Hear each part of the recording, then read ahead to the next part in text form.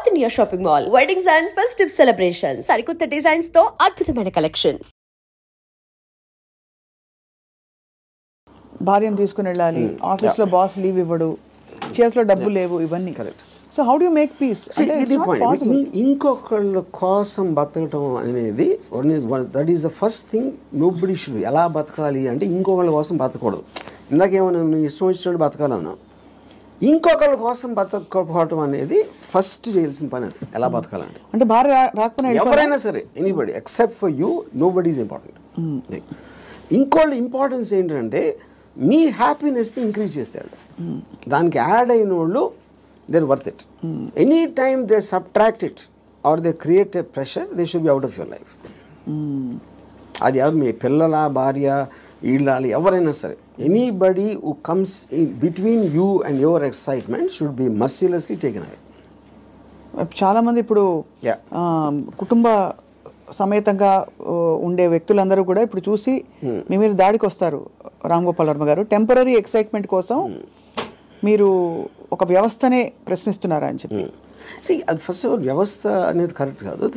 The point, ఇది చాలా మందికి తెలుస్తుంది, వాళ్ళు బయటికి చెప్తారు అంతే. ఇప్పుడు మీకు ఉన్న ప్రాబ్లమ్స్, మనిషికి ఎప్పుడన్నా మీరు చూస్తే అది ప్రాబ్లమ్స్ అన్నీ are related to the people around. ఇప్పుడు నాకు దీంట్లో ఒక ఎగ్జాంపుల్ చెప్తాను. ఇళయరాజా గారు పర్టికులర్ టైంలో విలేజ్లో ఉండేవారు. అక్కడికి ఆయన చెన్నై వచ్చేమని ఆయన కజిన్ ఎవరు చెప్పారు. చెన్నై ఇక్కడే నేను బతలేవో, చెన్నైలో ఎలా బతుకుతున్నాను అంటే, చెన్నైలో కుక్క కూడా బతుకుతుందని చెప్పాడు ఆయన. అది ఇంట్రెస్టింగ్ పాయింట్ ఏంటంటే, కుక్క ఎలా బతుకుతుంది అసలు? దానికి మ్యాక్సిమం కావాల్సింది ఫుడ్. అది ఎక్కడో చెత్తకుండీలోనో, ఎక్కడో అక్కడో హోటల్ బయట ఎక్కడో చోట ఏదో ఒకటి దొరుకుతుంది. It keeps living. అదే కుక్కకు ఫ్యామిలీ ఉందనుకోండి, ఆ పిల్లలకి వెళ్ళి పెట్టాలి, అది పెట్టాలి అంటే that becomes the pressure.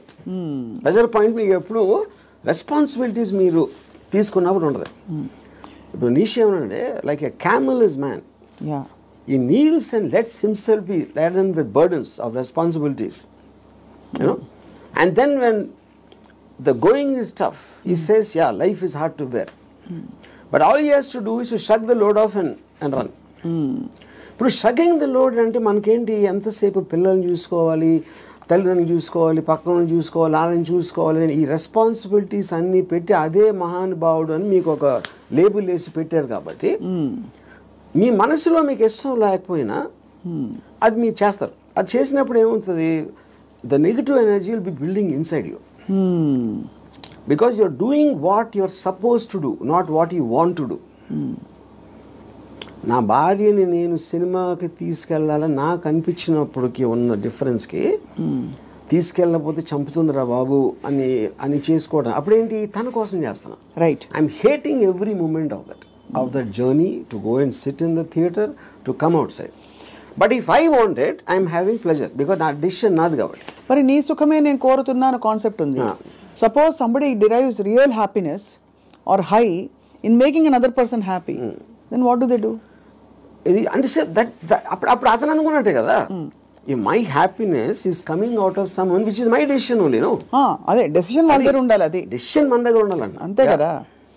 Yeah, ఎందుకంటే అందరికీ రోజు నిత్యం ఏదో సాధించాలి అని గోల్స్ ఉండకపోవచ్చు. ఎవరో ఏదో అనుకుంటారు, ఎవరో ఏదో బాధపడతారు, ఎవరో ఏదో కోపగిస్తారు అని వాళ్ళ కోసం చేయటానికి ఒక ప్రెషర్ తోటి మీకు అనిపించేయడానికి ఉంది కదా డిఫరెన్స్. యా, ఈ హోల్ ప్రాసెస్లో బిగ్గెస్ట్ డెటరెంట్స్ హ్యూమన్ రిలేషన్షిప్స్ అంటారా, రిలీజియన్ అంటారా, లేక యూనో లెథార్జీ అండ్ ప్రోకాస్టినేషన్ అంటారా? What is the biggest challenge మీ దృష్టిలో? ఐ ఫీల్ అంటే ఇప్పుడు రిలీజియన్ అనేది, బికాస్ పాపం పుణ్యం అనేది they are going to be measured when you die. పాపం పుణ్యంకి ఏమి లింక్ చేశారు, స్వర్గం నరకం, యూనో, అది ఇప్పుడు నేను పోయినప్పుడు వస్తుంది. అది మాట్లాడతాం కానీ that is not a big thing. What is the biggest thing is the reactions of the people around. ఎందుకంటే మీ ఇంటరాక్ట్ అయ్యేది మనుషులే కదా. సో వాళ్ళు ఏదో అనేస్తారు, అనేసుకుంటారు, వాళ్ళు ఏదో అనుకుంటారు, అనేసారు అని అంటారు. Constantly it is that pressure, people around. అందుకని people around are the biggest problem creators. వాళ్ళని కేర్ చేయని రోజు మీకన్నా హ్యాపీ పర్సన్ ఎవడో ఉండడు. అదేదో ఎలా ఉందంటే, ఇప్పుడు నన్ను ఎవరన్నా చాలా తెలివైన అన్నాడు, ఇంకోటేమో పెచ్చినా కొడుకు అంటారు. And both of them are correct. ఎందుకంటే వాడి పర్సెప్షన్లో అతనికి ఉన్న నాలెడ్జ్ వాటి నేను సేమ్ పర్సన్, కానీ అతను నన్ను చూసే విధానం ఇందాక నేను చెప్పిన ఎగ్జాంపుల్ లాగా వాడి వరల్డ్లో నేను వేరు. So I will be tolerant to that. ఇప్పుడు ఆడు పొగిడాడు అని నేను, ఎందుకంటే నేనేంటో నాకు తెలుసు. నేను అనుకునే దానికన్నా మీరు ఎక్కువ పొగిడితే మీరు ఫూల్ అనుకుంటాను, నేను అనుకునే దానికన్నా మీరు తను క్రిటిసైజ్ ఎక్కువ చేసినా ఫూల్ అనుకుంటాను. ఎందుకంటే my measurement is only me, I don't let someone else measurement. Yeah, suppose అసలు థింక్ చేసే కెపాసిటీనే లేదనుకోండి, that is the majority. Sir లేదనుకుందాం, అప్పుడు ఏం చేస్తారు వాళ్ళు? ఏదో ఒక మోడల్ ఫాలో అవ్వాలి కదా. అందరికీ మీకున్నంటే తెలివితేటలు ఉండకపోవచ్చు, మీకున్నంటే థింకింగ్ కెపాసిటీ ఉండకపోవచ్చు. అప్పుడు వాళ్ళు ఏం చేయాలని? వాళ్ళు చావాలి అంతే, వాళ్ళు చావాలి. అంటే వాళ్ళ థింకింగ్ మీరు ఎలా అయితే మీరు పారాగ్రాఫ్స్ తీస్తారు బుక్లోంచి దొంగలించారని చెప్పారు, వాళ్ళ వ్యక్తినే దొంగలించుకుంటున్నారు. అదే నమ్మకం వాళ్ళది. అది తప్పంటారా? మళ్ళీ చెప్పండి. మీరు పారాగ్రాఫ్ దొంగలించుకుని పెట్టుకుంటారు, మీదని చెప్తారని చెప్పారు. వాళ్ళు దొంగలించుకోవట్లేదు. That's what I'm saying. గుడ్డిగా నమ్మటం అంటే మీ జెన్యున్. ఇప్పుడు వాళ్ళ అవసరం కోసం ఫాలో అవడం అది వేరే కేటగిరీ, వాళ్ళ లాభం కోసం ఫాలో అవడం వేరే కేటగిరీ. నిజంగా లాయల్గా ఫాలో అవుతున్నారు అనుకోండి, that is the crowd I'm talking about. అంటే మీరు అవసరం కోసం నమ్ముకుని అది బిజినెస్, అది బిజినెస్. నాకు మీ దగ్గర నుంచి ఒక లాభం వస్తుంది, అప్పుడు మేము నమ్మినట్టు మిమ్మల్ని నటింపు చేయడం కానీ వేరే వాడిని నటింపు చేయడం కానీ that is perfectly correct. That again becomes their own self, they are not following anybody. అంతే కదా, they are pretending to follow. It's a conscious choice, mindful choice. Correct. So ఇప్పుడు మరి చాలామంది గురువులని లేదు భగవంతుడిని వాళ్ళ పద్ధతుల్లో వరాల కోసమే నమ్ముతారు. ఏదో చేస్తే మనం నమ్మితే అది కరెక్టే కదా, అది మైండ్ఫుల్ చాయిసే కదా. అది that is mixed with ego. Ego ఎందుకు వస్తుందంటే వందలు వేలు లక్షల మంది గుళ్ళో క్యూలో లైన్లో ఉంటారు. ప్రతి ఒక్కడికి వాడు ఇండివిజువల్ కోరిక ఉంటుంది. ఇప్పుడు నాలాంటి తెలియని ఏం చేస్తాడో, నన్ను మట్టుకు చూసుకుంటాను నేను, మట్టుకొని వాడు అండో, కానీ నన్ను చూసుకోండి, నన్ను మట్టుకు చూసుకుంటే వేరే వాళ్ళని కేర్ చేయదని చెప్తున్నా నేను ఏదైనా బ్రాకెట్లో. అప్పుడు మీకు ఫస్ట్ లిస్ట్లో ప్రయారిటీ వస్తుంది. అంతే. నన్ను చూసుకో దేవుడా అంటే only I'm making a 1-to-1. నన్ను మట్టుకు చూసుకో అంటే వేరే వాళ్ళని వదిలే. బికాస్ ఇప్పుడు దేవుడు అందరినీ చూసుకుంటాం అనేది జరగదు. Because whole point of society comes between differences. మీ దగ్గర డబ్బు ఎక్కువ ఎప్పుడు ఉంటుంది, అవతల వాళ్ళ దగ్గర తక్కువ ఉన్నప్పుడు మీ దగ్గర ఎక్కువ ఉంటుంది. ఆ కంపారిజన్ లేకపోతే డబ్బుని ఏం చేసుకుంటారు? ఇప్పుడు మీరు మిలియనేర్ అయ్యి నేను మిలియనేర్ అయితే అసలు మీనింగ్ లేదు, దానికి వాల్యూ లేదు.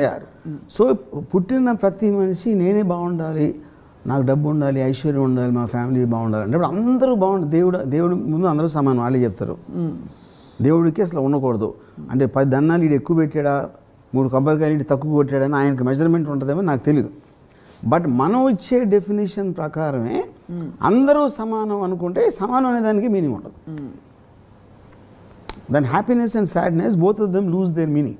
So the experience of life itself becomes null and void. So everything is relative. Yeah. So మరి కమింగ్ బ్యాక్ టు నమ్మకం. నమ్మకం గుడ్డి నమ్మకం అంటున్నారు. కెన్ యూ డిఫైన్ గుడ్డి నమ్మకం అంటే? గుడ్డి నమ్మకం అంటే నా పాయింట్ ఏంటో నేను చెప్తాను, ఒక 2 ఎగ్జాంపుల్స్ చెప్తాను. నేను కాలేజ్ టైంలో నేను ఒక సినిమా చూస్తున్నాను. ఆ టైంలో న్యూస్ రిలీజ్ చేశారు, సుభాష్ చంద్రబోస్ లేకపోతే భగత్ సింగ్ ఇలాంటి. నా ఫ్రెండ్ ఉండేవాడు, ఆయన చప్పట్లు కొట్టేసి లీగ్స్ పోయి ఆయన అరిచేవాడు సుభాష్ చంద్రబోస్ వస్తే. నేను ఆయన అడిగాను, సుభాష్ చంద్రబోస్లో ఏం చేసాడో తెలుసా నీకు అన్న? తెలియదు అడిగి. స్వాతంత్ర యోధుడు అని తెలుసు, ఎక్కడ ఫైట్ చేసాడు తెలుసా? తెలియదు. ఆ టైంలో అసలు ఏం జరుగుతుంది? ఓకే, ఫ్రీడమ్ ఫైట్ జరుగుతుంది. హిట్లర్ మీద నా అభిప్రాయం ఏంటన్నా? ఆ కర్కోడు అక్కడ బాస్ అన్నాడు. Subhash Chandra Bose bulk of his life time హిట్లర్ని కలవటానికి ట్రై చేసేవాడు. ఎందుకంటే బ్రిటిష్ మన ఎనిమి అప్పుడు, మనం పోరాడుతున్నాం. British was fighting Germany second world వార్లో. ఎనిమీస్ ఏ ఫ్రెండ్ అనే దాంట్లో Subhash Chandra Bose is trying to get in touch with Hitler to get support. ఈ Japanese were helping him in that. ఇప్పుడు నాకు ఎంత తెలుసు, అవును, నేను లెగిసి చెప్పడం కూడా అట్లా. ఆడు కొడుతున్నాడు. ఎందుకు కొడుతున్నాడు? వాడి నమ్మకం గుడ్డిది కాబట్టి. ఆడికి ఏమీ తెలీదు. అది కూడా అడగల అసలు. అంటే ప్రోగ్రామింగ్ అది. సుభాష్ చంద్రబోస్ యోధుడు, మన దగ్గర పాటించి అంటున్నది అంటే అది ఇట్స్ ప్రోగ్రామ్ ఎమోషన్. అదే ఓకే, ఇప్పుడు అర్థమైంది. ఇప్పుడు చూస్తే పొలిటికల్ పార్టీస్ ఉన్నాయి అనుకోండి, అసలు పరిగెడిస్తాం అంటారు, వాడు ఏం పరిగెట్టించినా కూడా విన్నాడు. ఈ ఫ్యాన్స్ హీరోస్ ఉంటారు కదా, రైట్. యా. సో ఇప్పుడు నేను ఒకసారి చిరంజీవి గారిది విజయవాడలో చూసాను ఒక ఫంక్షన్, ఇప్పుడు కాదు, many years back. I think it's Raghavendra గారు పెళ్లి సందడి 100 days ఏదో సంథింగ్ లేదు. ఇప్పుడు స్టేజ్ మీద అందరూ ఉన్నారు, చిరంజీవి గారు ఎవరు వెళ్ళి మాట్లాడుతున్నా వేదిక నుంచి పెద్దలందరూ చిరంజీవి గారు ఒక ఓంకార శబ్దం వస్తుంది క్రౌడ్ నుంచి, మళ్ళీ ఏదేదో మళ్ళీ వస్తుంది. ఆయన పేరేంటి, ఆయన తిట్టినా పోయినా వాళ్ళకి అర్థం కాదు, మిగతా దాని ఇంట్లో they reacting to the sound of Chiranjeevi name. That is what is called cult. అది నథింగ్ టు డూ విత్ ఆయన యాక్టింగ్ బాగా చేసిరా, సినిమా బాగుందా, ఇది బాగుందా కాదు, లేదు బాగుంటుంది. They are obsessed with him అంతే, with the idea, not with idea, him as a person అంతే. యూనో అప్పుడేంటి మీకు ఫ్యాన్స్ ఇప్పుడు టెక్నికల్గా ఒక హీరో అంటే ఒక యాక్టర్ అనేవాడు బాగా యాక్ట్ చేయాలి, ఇది పద్ధతి ప్రకారం, కథ బాగుండాలి, అడిగి ఎంటర్టైన్మెంట్ కావాలి. కానీ ఈ ఫ్యాన్స్ ఎవరైతే ఉన్నారో వాళ్ళు ఫీల్ అయిపోతారు సినిమా ఫెయిల్ అయితే. అవును, ఎందుకంటే వాళ్ళకి అతను బాగా యాక్టింగ్ చేసాడా, సినిమా బాగుంది అనేది పాయింట్ కాదు, మేము నమ్మింది ఒకటి ఫెయిల్ అయింది, వాళ్ళ కోపం అక్కడి నుంచి వస్తుంది మాట, అక్కడ let down. Yeah, that is those are what are called cults.